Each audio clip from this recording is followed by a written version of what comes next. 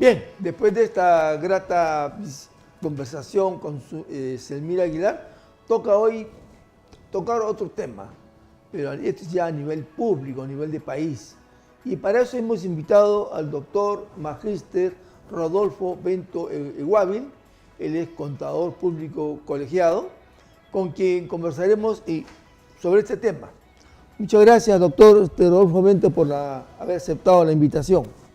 Gracias, Lucho. Es un placer y ante todo es muy satisfactorio estar en tu programa y tratar este tema que es muy árido, pero hay que difundirlo como una característica, ¿no? que es responsabilidad de todos como profesionales, educar al pueblo. Correcto. Ya que hablamos de esto, ¿cómo andan las finanzas en el sector público? ¿Cómo andamos en el compra y venta, en el hábito o superávit o déficit? Bueno, bien y mal. A ver, me explico. Lo que sucede es que, en primer lugar, tenemos que, para decir qué estamos bien y qué estamos mal, entraremos a algunas definiciones o precisiones conceptuales de lo que significa las finanzas en el sector público. Este concepto es bastante amplio cuando hablamos en las finanzas del dinero, ¿no? Y cuando hablamos de las finanzas del dinero, lo podemos ubicar como una empresa en el sector privado se provee de recursos y como el Estado también se provee de recursos. Entonces las finanzas va a entrar en los dos grandes sectores. Pero aquí tenemos un detalle, que cómo es que se construye todo ese, diríamos, las políticas nacionales, la política de gobierno, cuando habla del dinero, bajo qué criterios debe de asignar. Entonces ahí vamos a tener conceptos de Merton, conceptos de Schumpeter, conceptos de Keynes, grandes historiadores, no solamente historiadores, sino también economistas, ¿no? Reconocidos por la academia, que a través de los años han ido modelando este concepto de finanzas para llegar ya específicamente al sector público, qué criterios deben de manejarse dentro del Estado para la formulación de sus políticas, para estructurar esos criterios que te digo de asignar recursos. Así es. Eso implica aspectos sociales, económicos, antropológicos, territoriales, etcétera, ¿no? Toda una cuestión bastante compleja. Como te digo, es el acumulado de teorías que se van perfeccionando a lo largo de los años, ¿no? Por ejemplo, ya estamos entrando, bueno, ya está acabando julio, la próxima semana ya debe acabar la legislatura aquí en el país y ya viene el trabajo, en el Congreso me refiero, de buscar el presupuesto del próximo año, ¿no es cierto? ¿Cómo es que se busca, se analiza y se hacen las cifras? Bien, veremos ante todo el concepto que te dije de ingresos en el Estado, ¿no? ¿Correcto? Es lo que vamos a llamar las fuentes de financiamiento. Ya. ¿Cómo se construye los ingresos del Estado? Ahora vamos a ver más adelante cómo se articula y la realidad que hay con el Producto Bruto Interno. Pero ahora voy a ponerte los conceptos a grandes rasgos, ¿no? Tenemos recursos ordinarios, ¿no? Es decir, estos recursos ordinarios son tributos. La tributación. Es decir, el Estado, entre comillas, se alimenta, se provee de recursos llamados tributos y otros recursos no tributarios. Entre los otros recursos estamos también la deuda, o mejor dicho, los préstamos, que luego vamos a verlo como deuda pública, ¿sí? Cuando hay un déficit, entra a tallar la deuda pública. Ahí es lo que estamos mirando. Eso es lo que vemos los conceptos, ¿no? Y si seguimos el siguiente, vamos a ver aquí. Este decreto legislativo que estamos observando es lo que regula el comportamiento y la política de las finanzas públicas del país. Es muy importante e interesante ese decreto legislativo 1276, ¿no? Porque te regula todo el comportamiento y está vinculado con la política de Estado y la política de gobierno. Están ahí. El papel que juega el Ministerio de Economía y Finanzas y el papel que juega el Banco Central de Reserva, ¿no? En la siguiente que vamos a observar, ahí donde vemos lo que dije, las finanzas en el sector público, ¿no? Ahí tenemos 5 criterios que lo vemos, que ahora lo voy a explicar, que se centraliza en 2 grandes grupos, ¿no? Tributarios y no tributarios, ¿sí? Ahí tenemos los recursos ordinarios, que son prácticamente los tributos, los recursos directamente recaudados, que es como Estado, como cualquier empresa que vende sus servicios, venta de bienes o venta de servicios. Luego tenemos los recursos por operaciones oficiales de crédito, que es el endeudamiento, es decir, los préstamos que se hacen a nivel de bancos de otros países, ¿no? Así, y con otra fuente de financiamiento que también llamamos los instrumentos financieros, ¿no? Y luego tenemos las donaciones y transferencias. Canadá, por ejemplo, dona trigo, ¿no? Y luego el Estado ese trigo lo vende y con eso se provee de recursos. Y hay llamamos así estos recursos determinados que son una especie de un híbrido, un Frankenstein del concepto de ingresos, ¿no? Ya vamos a ver que el Congreso realmente, ahí viene lo malo, no tiene una semántica adecuada, no maneja técnicamente conceptos adecuados con el área científica de la economía. Tremendo. En paralelo no trabaja en paralelo. No. Y no solo digo, ya hoy por si acaso, la OCDE, el organismo o la OSCE. La OSCE, ¿no? También lo dice, y no solo lo digo yo, lo dicen muchos organismos internacionales, ¿no? En el siguiente vas a observar un detalle interesante, ¿no? Bueno, es lo que te decía, Mira, fíjate, fíjate este gráfico, cuando hablamos del presupuesto, ¿no? El anterior, por favor, el anterior a exacto, ahí fíjate. Ahí tienes el Producto Bruto Interno. Esta es una fórmula de Keynes, por ejemplo, de lo que le he comentado. Ahí tienes el consumo, la inversión, el gasto y la balanza comercial. El consumo, ¿no? En el anterior, me parece, por favor, ¿lo puedes colocar en la anterior a esta? Exacto, ahí. Esa es la fórmula, ¿no? Fíjate que el consumo en el área de la contabilidad se traduce en un estado financiero que se llama el estado de resultados o lo que antiguamente llamábamos estado de ganancias y pérdidas. Ahí tienen los ingresos menos los gastos. Claro. La diferencia en el sector privado, el Estado cobra lo que le corresponde por tributos, el impuesto a la renta y etcétera, ¿no? Luego, en las inversiones, cuando las empresas tienen utilidades, por eso es muy importante el comportamiento empresarial, cuando las empresas tienen utilidades, van acumulando y ese dinero que acumulan lo invierten, inversiones, ¿no? Estoy simplificando la figura porque esto tiene todo un proceso técnico, ¿sí? Entonces, fíjate cómo el balance y el estado de resultados son 2 modelos interesantes que la contabilidad utiliza dentro y relacionado del Producto Bruto Interno para, diríamos, explicar e interpretar lo que Keynes comenta en lo que es el nivel macroeconómico. Y fíjate, la parte de abajo dice tributos, eso es lo que lleva al presupuesto de la República.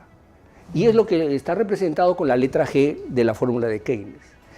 El presupuesto en el Perú, ahí viene lo malo, está mal encaminado frente además a los otros países que tenemos en la región. Perdóname, vamos a ir a una breve pausa y continuamos con este tema, lo último sobre todo, bien, porque creo que es un poco amplio y necesita una mayor explicación. Muy bien. Amigos, regresamos con el Magíster Rodolfo Bento Eguavi.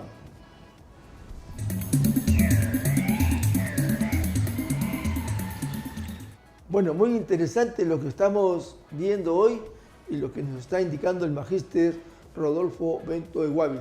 Bueno, Rodolfo, entonces estábamos hablando sobre el tema del presupuesto y lo que estaba mal. Así es. Es decir, veamos esta diapositiva como comentábamos en el presupuesto, ¿no? Que decíamos que está conformado básicamente por todos los ingresos y refleja también los gastos que se aprueba en el Congreso de la República, ¿no? Entonces, si podemos ver esta diapositiva, por favor, donde nos quedamos, ahí, no, la anterior, la siguiente, perdón, ahí estamos bien ahí, estamos bien ahí. Entonces, fíjate, ahí estamos el presupuesto que es su sustento, los tributos, ¿correcto? Y se va a la letra G, que lo vamos a representar al Estado. La siguiente, por favor, en la siguiente diapositiva, mira tú. Ahí tienes al Estado que se alimenta de la riqueza, pero el Estado no genera riqueza bajo ningún punto de vista. Entonces aquí viene la responsabilidad de un gobierno que tiene que administrar con responsabilidad todo lo que el pueblo produce, esa riqueza que se le da al Estado. Claro. ¿Y cómo lo podemos ver?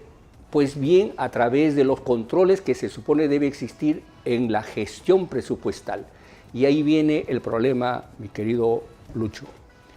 Si bien es cierto que la Contraloría, hay una rendición de cuentas en el Congreso, sin embargo la gestión no es. Veamos el siguiente, la realidad, la siguiente diapositiva, por favor. Fíjate, el presupuesto cuando sale del Congreso de la República se llama Presupuesto Institucional de Apertura, llamado el PIA. Y luego, en el transcurso del año, por poner un ejemplo, le han dado a un gobierno local 100 millones, resulta que al finalizar termina con 300 millones. Eso se llama el presupuesto modificado. ¿Cómo puedes tú entonces controlar los gastos si en el transcurso del año te alteraron todo lo que has planificado? Porque ya no hay control de todo lo que significa el trazo de los objetivos.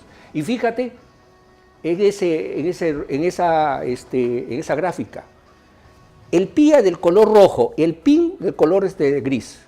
¿Eso qué significa? Pésima gestión de los recursos. ¿Pero por qué? ¿A qué se debe? Por el sistema presupuestario que es arcaico. Lo digo yo muchísimos años, Lucho. El sistema presupuestal del Estado peruano promueve las cuentas falsas. Y eso lo he demostrado en el Congreso de la República en una conferencia que presenté. Y ahora hay un informe de la OCDE en la que justamente precisa este criterio. ¿Y cómo debería ser? Debería de cambiar, como lo están en otros países. El presupuesto es cortoplacista. Claro. No hace el control de la calidad del gasto, solamente se dedica a ver los insumos. Y no lo digo yo, te repito, la OCDE, cualquiera puede entrar a ver el plan de la OCDE y se lo van a decir. ¿Por qué no se divulga aquí? Ahora bien, siguiente por favor. Otro de lo que tenemos aquí es la calidad del gasto. Y esto porque el sistema que tiene el presupuesto del Estado no permite evaluar la calidad del gasto. ¿Y ello por qué? Porque se concentra no a cerrar brechas sociales. Lo que hace el SINAPLAN y el CEPLAN, ¿no? Que son las entidades que planifican digamos, la vida social y económica del país, no están articulados. Claro. ¿Y eso qué permite? Permite cada uno trabaje por su lado. Cada uno por su lado, y lo que es peor, ¿no? El esfuerzo que hacen nuestros profesionales se desgasta, hermano. Y encima vienen las cuestiones políticas. Resulta que del PIA y el PIN, resulta que si tú has contratado 100 millones con 100 trabajadores, por decirte, resulta que 300 millones y ahora con 300 trabajadores. Oye, ¿y cómo se hizo el control del ingreso de personal?